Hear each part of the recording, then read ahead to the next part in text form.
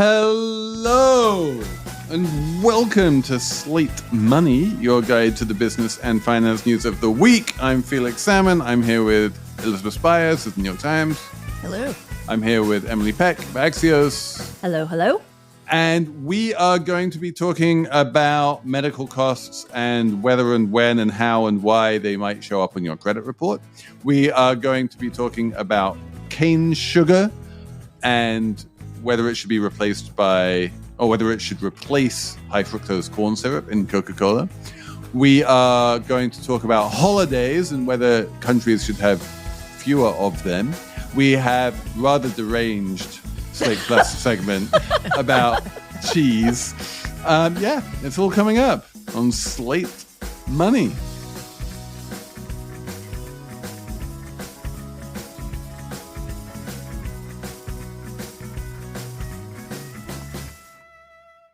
Slate Money is brought to you by Charles Schwab. Decisions made in Washington can affect your portfolio every day. But what policy changes should investors be watching? Washington Wise is an original podcast from Charles Schwab that unpacks the stories making news in Washington right now and how they may affect your finances and portfolio. Listen at schwab.com/WashingtonWise. This message is brought to you by Apple Card. Apple Card takes privacy seriously. It's your card, your info, your business. So if your credit card isn't Apple Card, maybe it should be. Subject to credit approval. Apple Card issued by Goldman Sachs Bank USA, Salt Lake City branch. Terms and more at applecard.com. So let's start with three different things that don't often coincide, which is number one, healthcare. Number two, what the courts are ruling on various big important cases. And number three, credit scores. And all of these have come together in a way that has got a few people panicking. Elizabeth, tell me what the people are panicking about. A federal court has reversed a Biden-era rule that says that credit agencies are going to stop including any medical debt in your credit report. So let's just be clear about, I want to be clear about this for one thing. There was a rule that was passed but never went into effect, and the federal court has made sure that it never will go into effect. Is that it? Correct. Or did it exist and then it's been unexisted? Correct. No, because it hasn't gone into effect. But Okay, people were very excited about it, especially if you are a low-income person who has medical debt. This is meaningful for you. Some of what the rule proposed is going to stay in effect. And one thing is that if you have medical debts under $500, they won't be included in your credit report. But the rest of it still affects 15 million Americans, so it's significant. So my feeling is that Americans in general care way too much about their credit scores. And they tend to know their credit scores, and they tend to want to improve their credit scores, and they tend to actually, surprisingly to me, spend money trying to improve their credit scores. There are products that you can buy on the internet that are basically just designed to improve your credit score.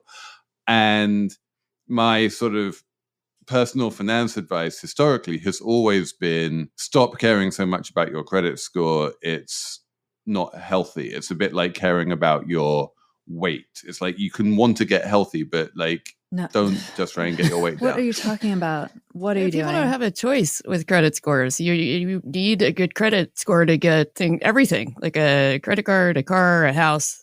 Even if you're a renter, you need a good credit score. First, to just zoom back, medical debt showing up on your credit score and being sent to collections is a big problem. Yes, mainly for low-income people, but for other people, even not low income, who touch the health insurance system, the convoluted health insurance system in the United States. When the CFPB was first looking into all of this, the reason the Consumer Financial Protection Bureau promulgated this rule in the first place is because they field complaints from Americans, or they used to before the Trump administration started dismantling the agency. They have a mechanism where people complain about their various interactions with financial companies, including health insurers. And one of the biggest complaints, that the most common complaints they were getting, is people would say, there was this medical bill that showed up on my credit report, which I guess to Felix's point, people are looking at. And I paid that bill, but it's still showing up. Or my health insurer was supposed to pay that bill, but it's still showing up. Or I've never even seen this FCOCTA bill and it's showing up. And then they go to their health insurer and they say, what the heck is this? Get this off my credit report. And there's like a back and forth and it drags on and on and on because, of course, we are not the customers of the health insurance companies, but employers are, or the federal government is, but not actual humans. So it's hard to deal with them customer service wise. So this was like a big problem. It was dragging down people's credit scores. And to Elizabeth's point, that means a lot of people can't get a job because for some reason, your credit score matters when you're applying for a job. They can't rent apartments. Like literally, they can't get a home, put a roof over their head. Really important, not for everybody, a smaller segment of the population, sure. And then for the people who aren't super low income, who are still getting these bills showing up on their credit reports, like maybe you get a point or 2 or 3 added on to your mortgage rate or your car loan. And or maybe you don't get the mortgage, that's also bad. There's something unique about medical debt, which is that, first of all, it just simply is not representative of your ability to pay other bills, which is the whole point of having a credit score. But worse, people get stuck in this kind of Kafkaesque limbo when they get something that shouldn't be on their credit report, and taking time to dispute it sometimes, may take months or even years. And at that point, your credit's already fucked. So there's been so many times I hinted before that I've had recent episode with the healthcare system. And this time, and like when I've had the babies or whatever, you just get this like steady drip of bills. It's like you don't just go to the hospital and they send you one bill. That's not how it works in the United States. You go to the hospital, they send you 1, 2, 3, 4 bills. I'm still getting these bills, $20, $30, $40.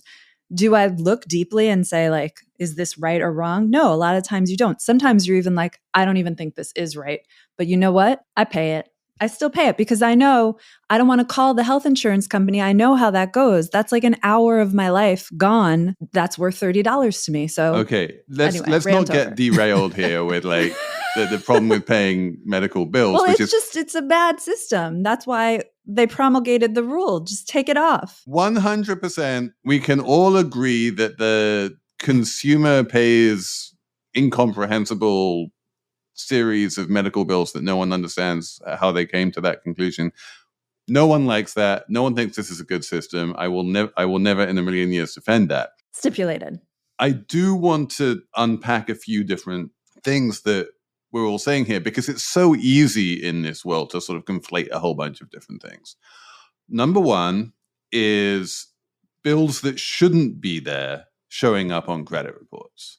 And this is something that happens with all manner of different creditors. Like people have a credit report and it has some debt that you don't recognize or shouldn't be there. And then you go into all manner of Kafkaesque terrible fights with Experian and whoever and the creditor and trying to prove that the thing shouldn't be there. And trying to prove that the debt shouldn't be there on your credit report is always a nightmare, whether it's a medical bill or not. And it's a terrible thing. And it is one of the things that the CFPB was set up to try to make easier. And we want that process to be easier. And yes, whenever you have a debt that shouldn't be there, it should be much easier to take it off the report. At the same time, however, it is reasonable to presume that most of the medical debt on people's credit reports is genuine medical debt rather than some kind of bureaucratic mistake. So while I totally understand that the mistake debt is a thing, the genuine debt is also a thing. Yes.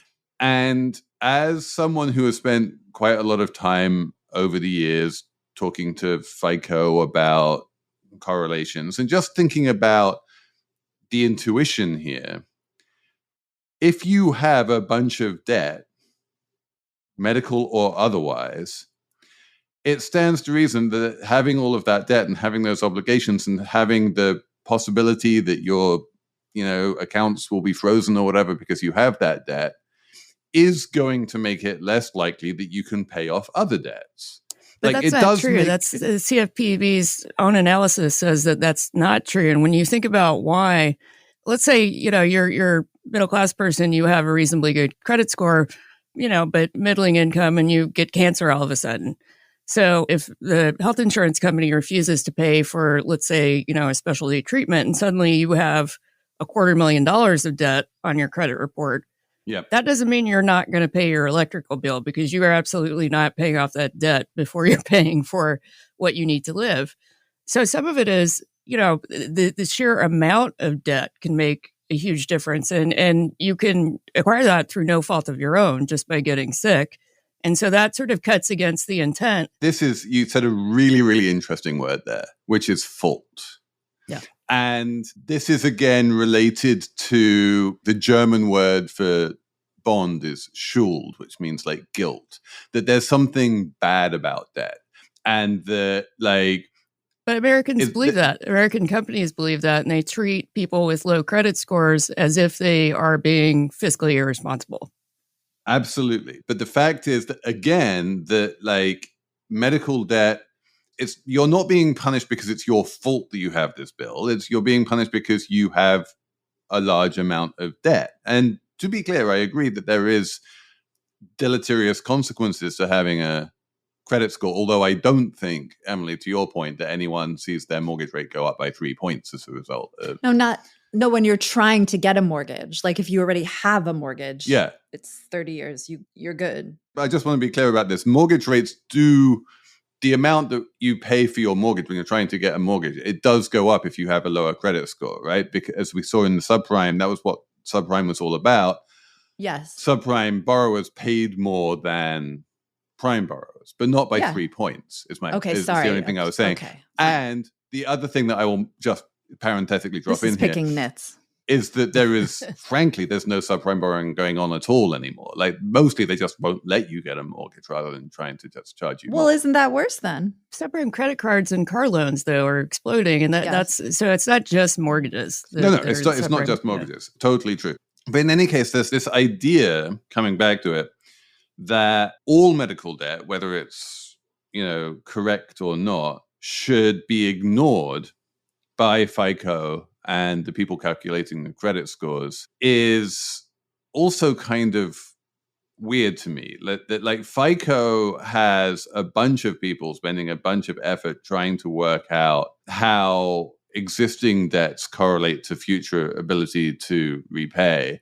And they're a private company and they can come up with a score. And I understand that this score is deeply embedded in societal ways. But if you refuse to allow them to include medical debt in that score, then there is going to be some quantum of decrease in predictive accuracy there. But the research from the CFPB has found that the presence of medical debt isn't predictive of how you pay your debts. So it's not actually useful. It's an exceptional category of debt. That's their argument. Well, okay, but let's just remember the genesis of the CFPB, right? Which was Elizabeth Warren. She was like the driving force behind setting it up, and everyone thought that she would be the first director of the CFPB. And Elizabeth Warren herself has published numerous papers, or did back when she was a Harvard professor, talking about how medical debt is like the number one or top two cause of personal bankruptcies in America. Obviously, a personal bankruptcy is something that affects your ability to repay other creditors, right? So obviously, medical debt, if it can cause a bankruptcy, is going to be causing your ability to repay other creditors. That's just like, you can't argue with that. Most people who have medical debt don't go into bankruptcy. No, but that's an exceptional case by itself. Sure. So we're arguing about the difference between what FICO says is relevant and what the CFPB says is relevant, because they have conflicting research. And I'm just saying that FICO and Warren are agreeing with each other here, right? It's a weird sort of set of bedfellows. I don't think that's the case. I intuitively understand the argument you're making, but the research just contradicts it. It suggests that medical debt is a different kind of debt that's not really reflective of people's willingness to pay or ability to pay, and certainly not of fiscal irresponsibility. Why are you so against it, Felix? Why do you want people to have medical debt on their credit reports? Look, I'm just saying that he's a contrarian. He's won an argument, so now I'm resorting to just bullying, I guess. Yeah. Why are you bullying me, Emily? In any case, there is now a bunch of wailing and gnashing of teeth about how given the cuts to Medicaid in the big, beautiful bill, individuals will wind up with higher medical costs than they have had hereunto. And those medical costs will become harder to pay. They are not going to pay those medical costs immediately. Some of those medical costs are going to accrue as payables rather than just past, things that you had to pay. Once they become delinquent, they will appear on credit reports. And then once they appear on credit reports, people are going to find it harder or more expensive to buy a car. And then they won't be able to have a car to get to work. And then they won't be able to be employed. And it's all just going to be very bad for the economy. And I totally understand the argument here. And what's interesting to me about this is that we have two things kind of happening at once. One is that the Biden administration took quite a long time to try and get this rule in place, and they never managed to get it in place while Biden was still president. And it was just about to become law when the federal court said, actually, no, it can't. So we were about to make things better in terms of not having these debts show up on credit reports, but we never quite got there, and we sort of failed at the last hurdle. And then just at the time as we failed at that last hurdle, this new thing happened, which is the big, beautiful bill, which everyone expects is going to increase the size of the problem because it's going to increase the size of medical debt. And it's that coincidence that I think has people very worried. And I think it's going to be very interesting to see how things play out because, as we mentioned, I think last week on the show, it's still not obvious exactly how many of these Medicaid cuts are actually going to happen and so on and so forth. Yeah, I agree. I wonder if they'll just kick those Medicaid cuts and keep kicking them, like Senator Josh Hawley this week said he's trying to reverse the cuts he voted for. But there's other stuff too, like they're pulling these Affordable Care Act premiums, or they're not pulling them, but they're letting them expire. So there's a piece in the Wall Street Journal this week saying premiums for health insurance could go up in some states 27%, 20%, et cetera. And for some people, that could mean like they just can't have health insurance anymore. And so even if those Medicaid cuts don't happen, which really, like, why wouldn't they? I don't know the way things are going.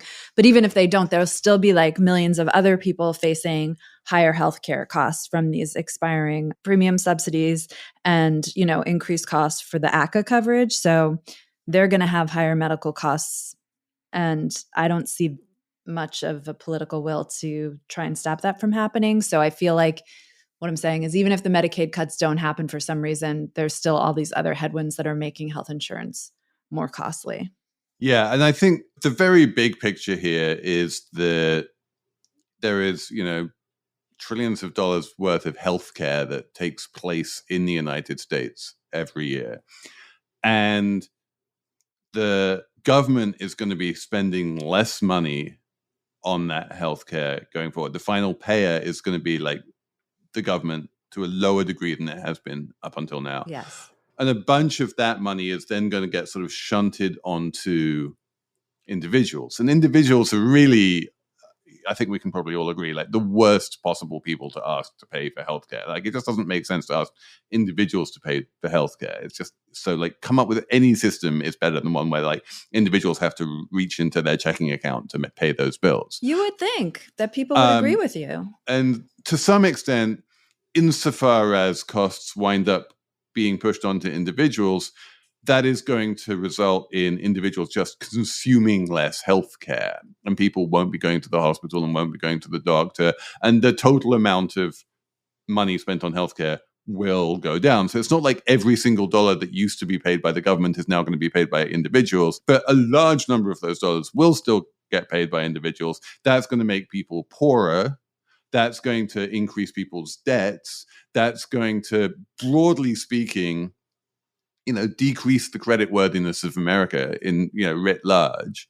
And this is all bad. And I don't think this is a good thing in any way. We all agree on something. Don't send him hate mail. He thinks it's bad. I do think it's bad, but I also think that, let's be honest about this, CFPB studies notwithstanding, it is going to make it harder for people to get by and pay their bills. And that's what FICO is trying to measure. Right. Because you can't just I mean, you can a little bit cut back on healthcare, but that often will wind up costing you more. You stop going for your checkups, and then the next thing you know, blah, blah, blah, you're in the emergency room, and that costs way, way more money. So, yeah. Also, there's bigger picture economic things to think about with the government pulling back, federal government, on healthcare spending. Healthcare is one of the fastest growing segments of the economy. The New York Times had a great piece a few weeks ago, just like healthcare has seen just enormous job growth because of the Affordable Care Act and all the money the federal government has been putting into the industry, this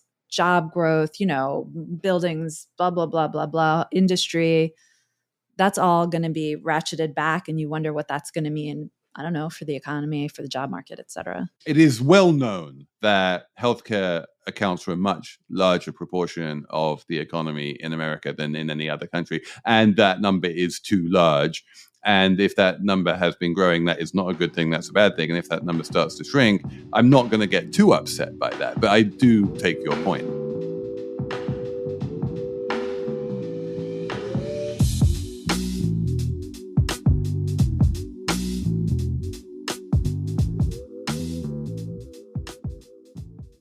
This message is brought to you by Apple Card. Did you know Apple Card is designed to help you pay off your balance faster with smart payment suggestions? And because fees don't help you, Apple Card doesn't have any. So if your credit card isn't Apple Card, maybe it should be. Subject to credit approval, Apple Card issued by Goldman Sachs Bank USA, Salt Lake City branch.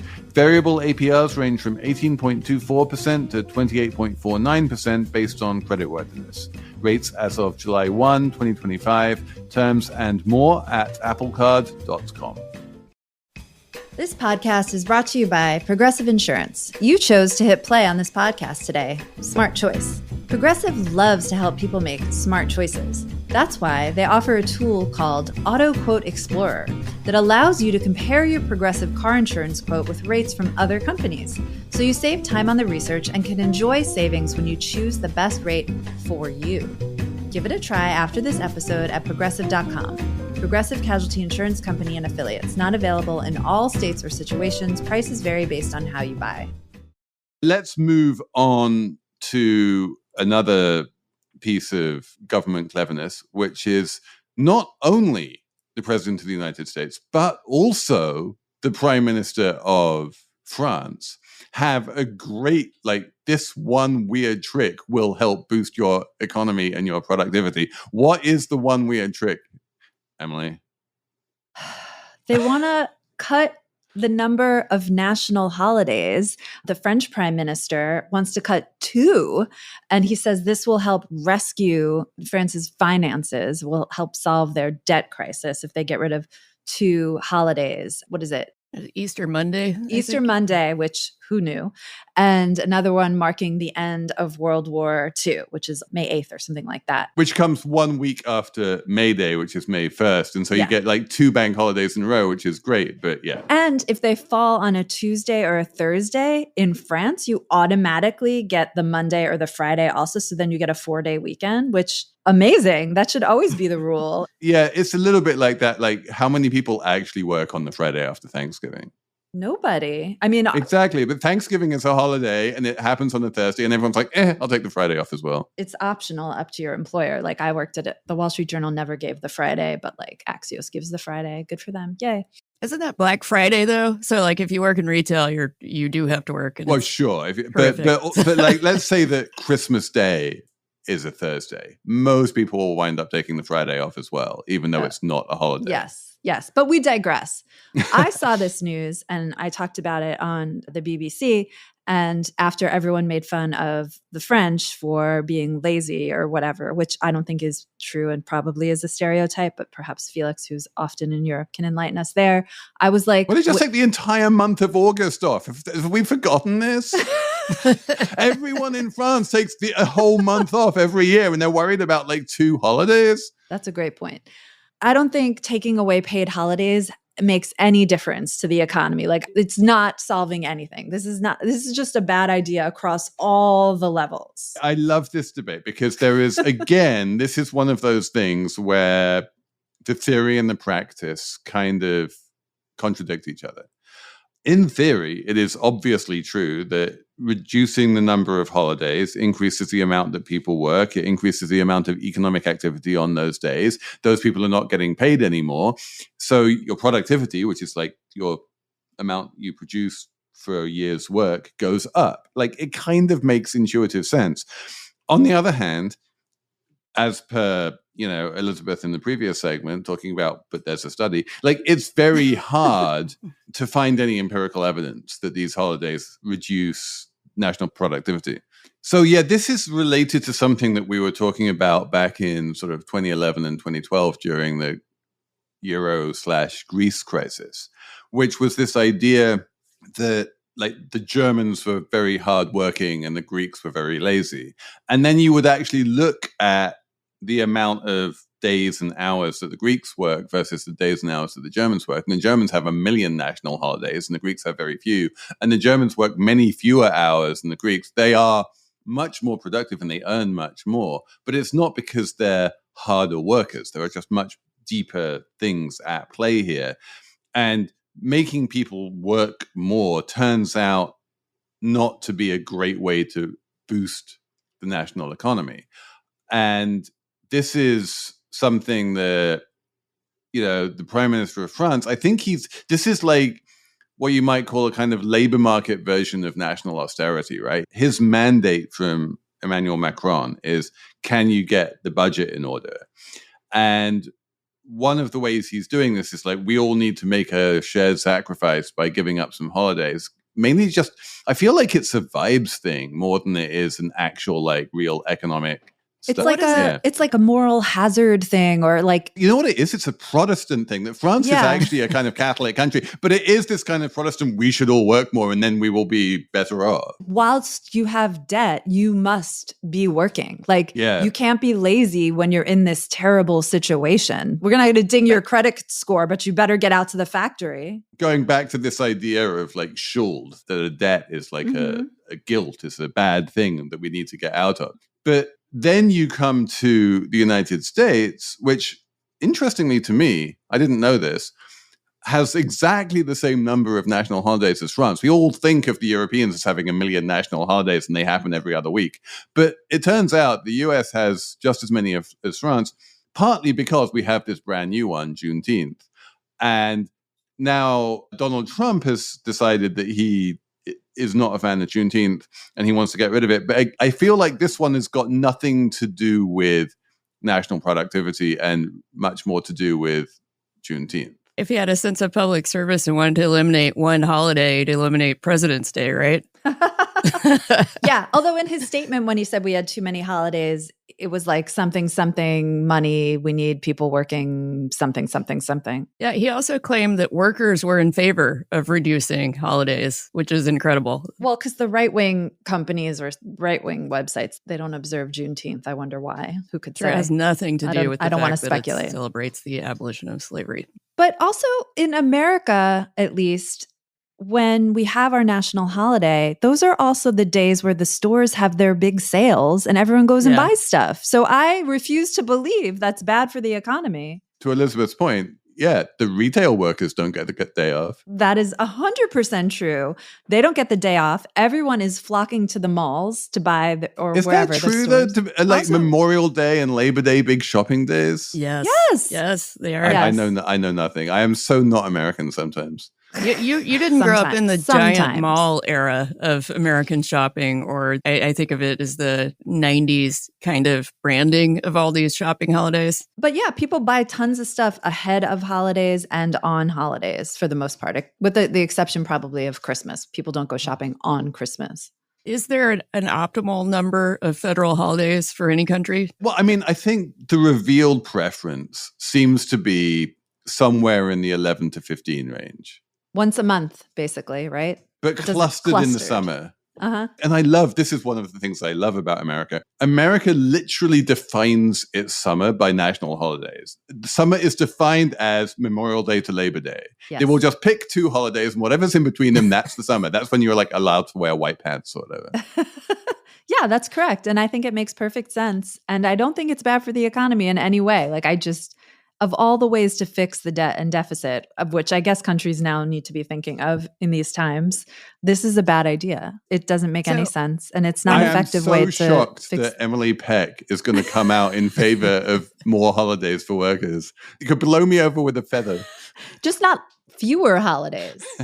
Well, when it's been done, it really didn't make much of a difference. So in 2003, Denmark abolished a federal holiday. And when it came to economic output, it just didn't make that much difference. The increase was between 0.01% and 0.06% of total economic output. And if you give people time off, as I've written many times, it makes them more productive over the long term. It increases their morale and it increases productivity. So wait, Emily, does this mean that you are in favor of the entire country taking the entire month of August off? Wouldn't that be amazing, you guys? I am in favor of that.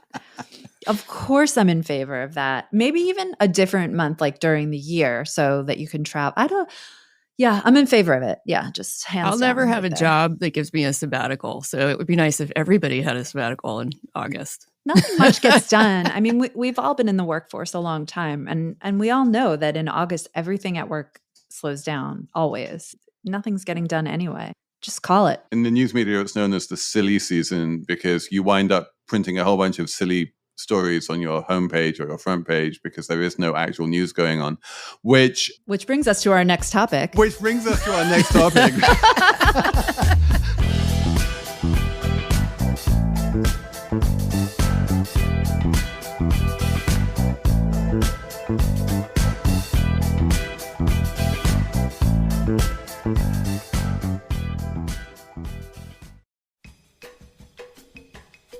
Slate Money is sponsored this week by Life Kit, a podcast from MTR, which is for everyone who can use a little help to shape the direction of their lives, from fitness routines to mental resilience or navigating personal goals or tackling burnout. Basically, all of us. If you're looking to move with more intention or just need thoughtful guidance on living better, Life Kit delivers strategies to help you make meaningful, sustainable change.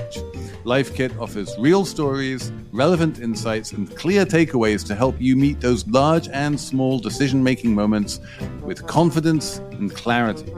It features trusted voices, expert advice. When you listen to Life Kit, you'll hear thoughtful conversations that unpack the emotional and practical side of personal wellness, along with actionable guidance you can actually use. No fluff, no judgment. Get help tackling the issues that face all of us: relationships, finances, parenting, your career, and then walk away with a game plan you can implement right away. Life Kit isn't just another podcast about self-improvement. It's about understanding how to live a little better, starting now. Listen now to the Life Kit podcast from NPR. The 7-seat Volvo EX90 is a car made for finding tranquility in midtown traffic, with a serene Scandinavian interior.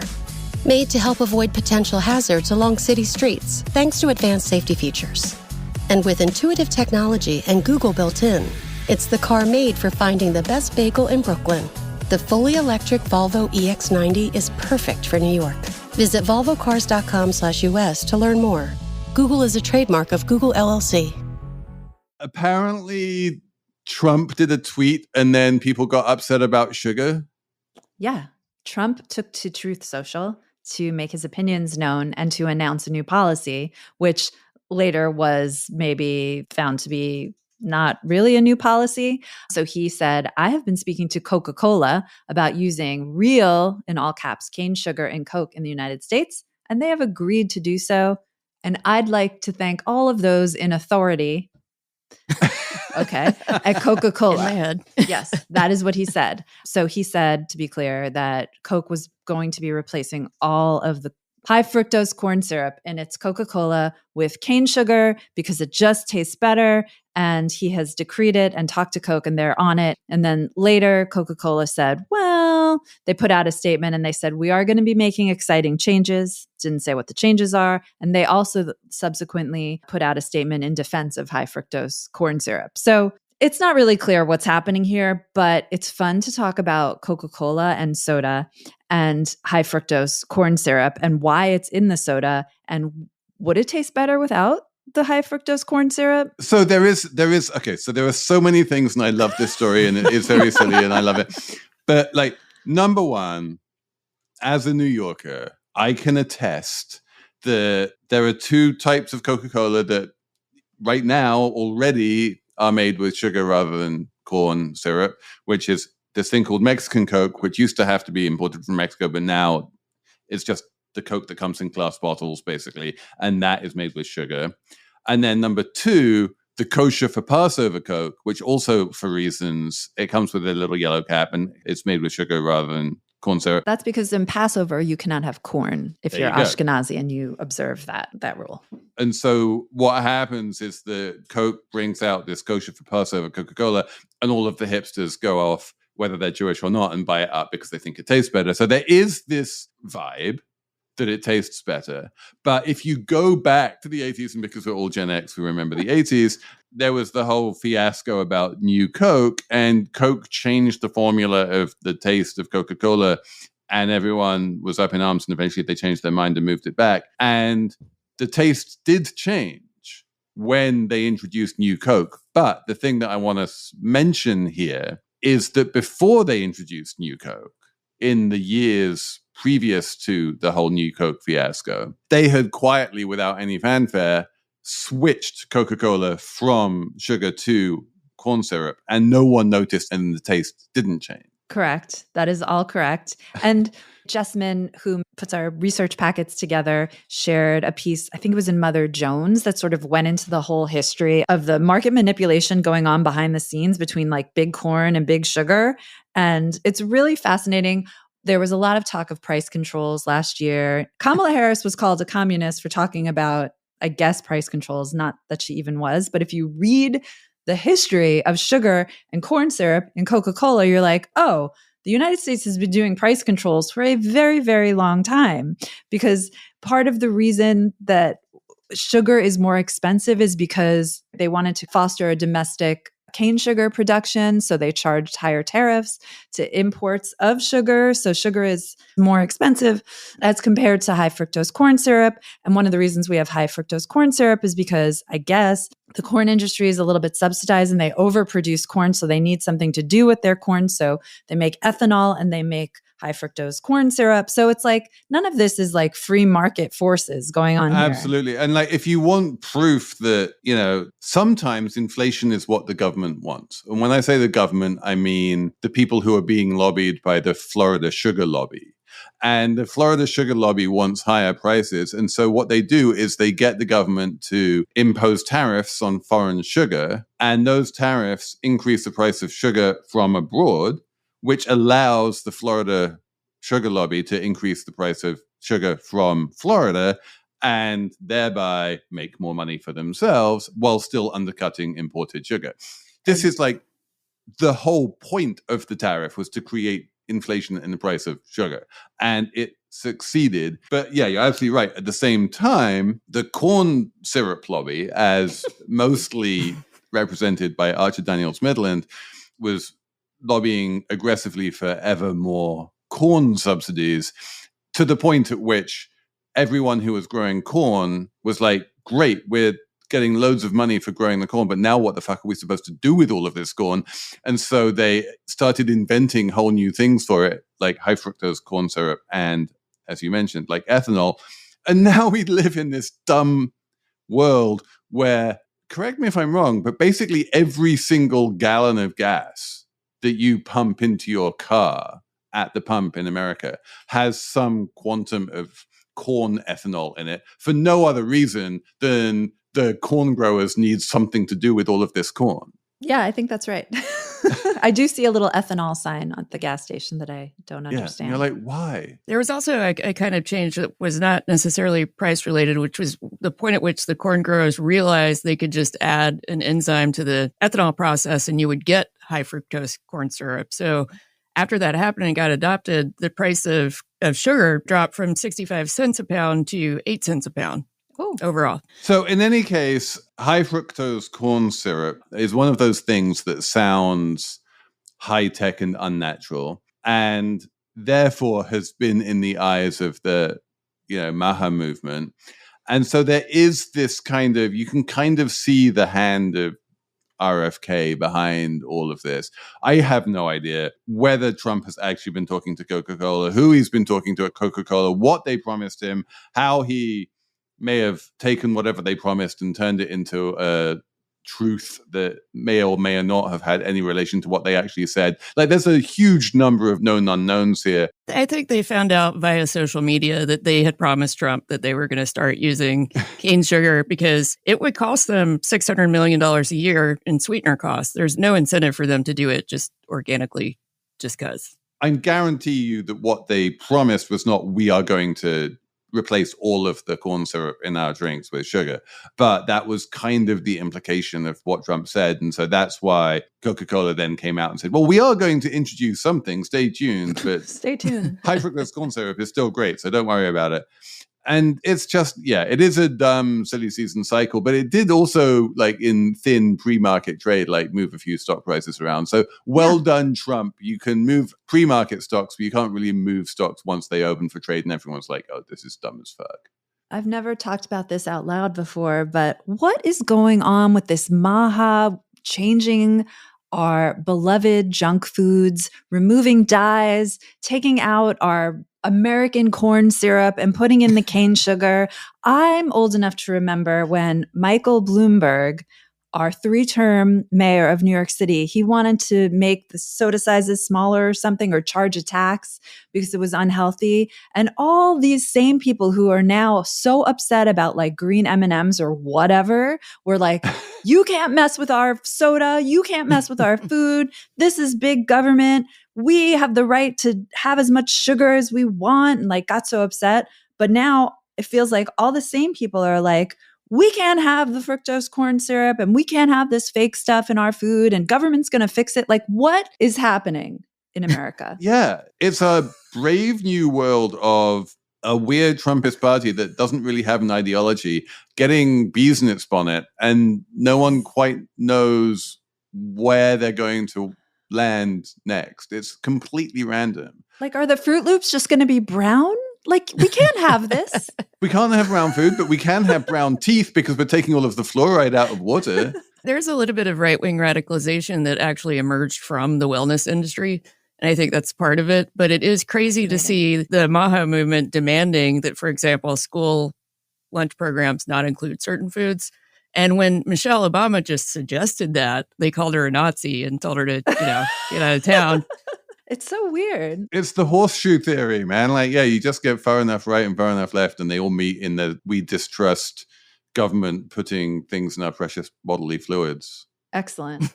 And I guess it should be noted that, like, nutritionally, chemically, there really isn't a difference between the high fructose corn syrup and the cane sugar. Like, they're both, sugar and bad. They're both refined products. One is refined from sugar beet or sugar cane or whoever, and one is refined from corn. But like, corn is just as natural as cane.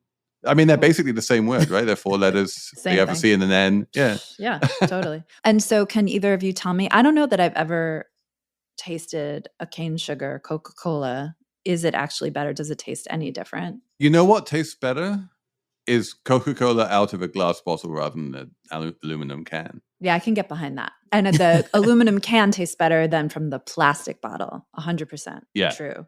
And then there's debate over fountain Coke. Is that better? Like, I don't know what your hierarchy is. It all depends on the location of the fountain, because you need it's a bit like Guinness in Irish pubs. You need someone who knows how to set up a fountain correctly. If you get someone who knows what they're doing, fountain Coke is the best. But if you get someone who doesn't know what they're doing, it can be terrible. That makes sense. And also, I feel like the ice is important, like crushed ice. The quality of the ice is very important. You want pellet ice in Coca-Cola. Okay. But as to whether it's better with sugar or the syrup, you guys don't. Mexicoke has a little more sweetness. It's like a different quality of sweetness, but I don't think it's necessarily better. Wait, and can I make the last point, which is that Trump likes Diet Coke, which is not natural in any way, and that's fine? It's so confusing. Maybe he just likes aspartame. Diet Coke is not fine. Do you remember when, like, when Larry Summers had to give up his Diet Coke addiction because he was falling asleep in meetings, and it was, and he was like, and Diet Coke is really weird. Like he lost a bunch of weight when he gave up Diet Coke. Like Diet Coke is this weird thing which actually causes you to gain weight for reasons which I don't entirely understand. Because your body just thinks it's sugar. It doesn't. That's what I've heard, been told. It does things to your metabolism that make you eat more. Or probably, reinforces whatever sweet tooth you already have. Like it changes your palate a little bit. We should become a health podcast.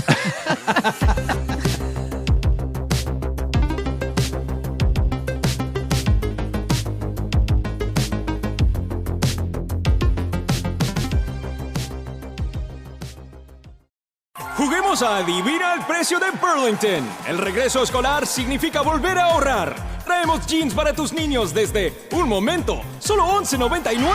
Burlington pasa el examen. ¿Y qué tal las mochilas con personajes? Las tenemos desde $12.99. Burlington lo ha vuelto a hacer. ¿Y los tenis para niños? Marcas de primera y a la última moda desde $11.99. Ya puedes ahorrar. Burlington, marcas, rebajas, wow. Los estilos y selección varían por tienda. Let's have a numbers round. Elizabeth, you have a number? My number is 25, and that's percent. And that's the amount drug claim denials jumped from 2016 to 2023. Wow. So we've learned nothing from the healthcare backlash, but it's been attributed primarily to Ozempic, which is very expensive, and it keeps getting denied more. The more people try to use it. Wait, Ozempic was already a thing in 2023? It was enough of a thing in 2023? No, but this is a range, So, but it was sort of emerging then. And then also AI-based denials. Oh. So this was like a big spike in 2023. I feel like the 2016 baseline is a weird one to me. But okay, the idea is that 2023 is the point at which the Ozempic thing and the AI thing both converge to actually increase drug claim denials. Yeah, so presumably if they had 2024 data, it would be higher, I guess. Wow. Emily, what's your number? I'm rubbing my hands together. All right, wait, hang on a sec. I'm going to do my number first because Emily is rubbing her hands together. What if it's my number? It won't be. I want to go off on a high point here. My one is not a particularly high point, so I'm just going to sneak in with the middle number here that no one ever notices. 5.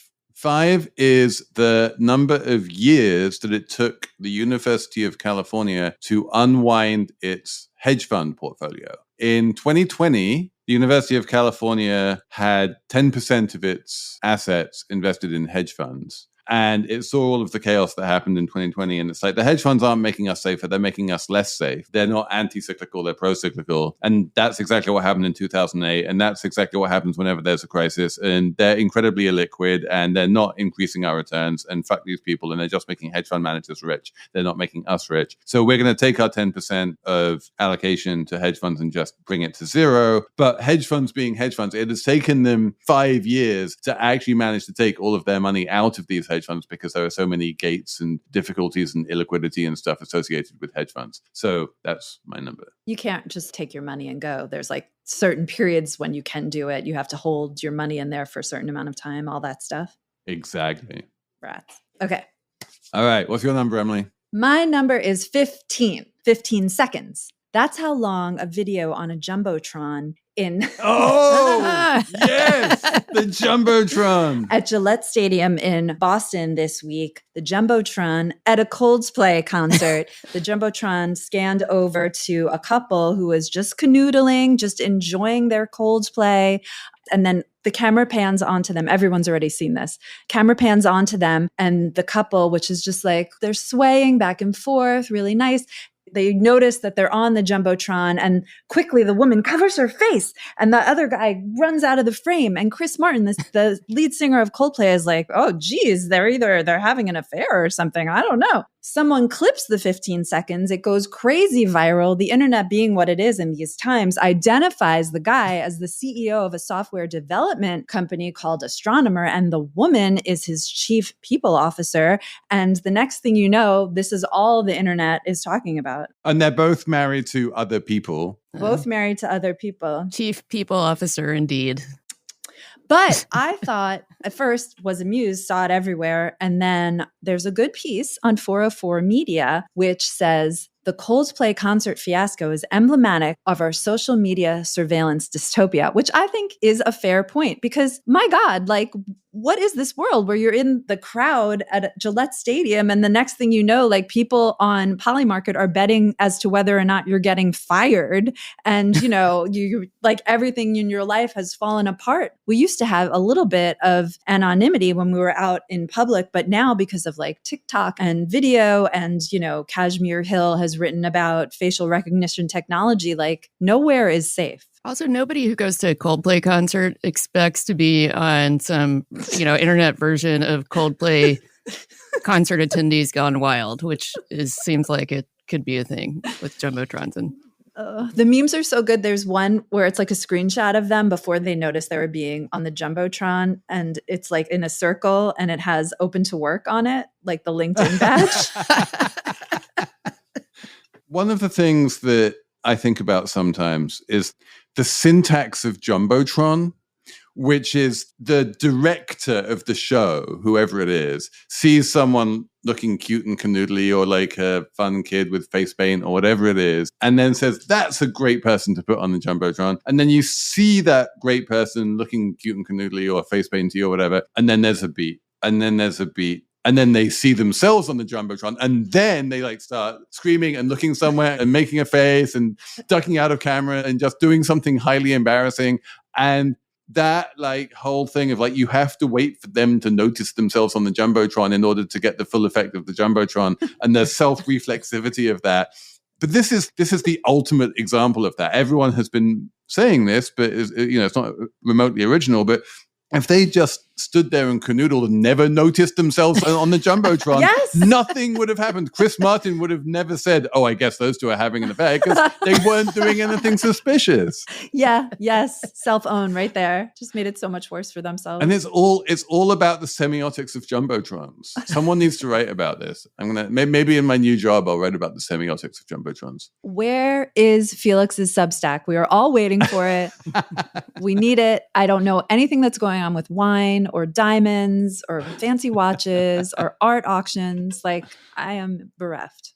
Maybe I need to get back out of my fun employment and do some writing on the internet. I think that is it for us this week. Thank you, Emily, for bringing that number in at the end to make us end on a high note. We appreciate you. And thank you also to Jessamine Molly and Shana Roth for producing. Thank you to all of you folks who subscribe and listen. Our email address is slatemoney@slate.com if you want to email us. And we will be back next week with yet more Slate Money.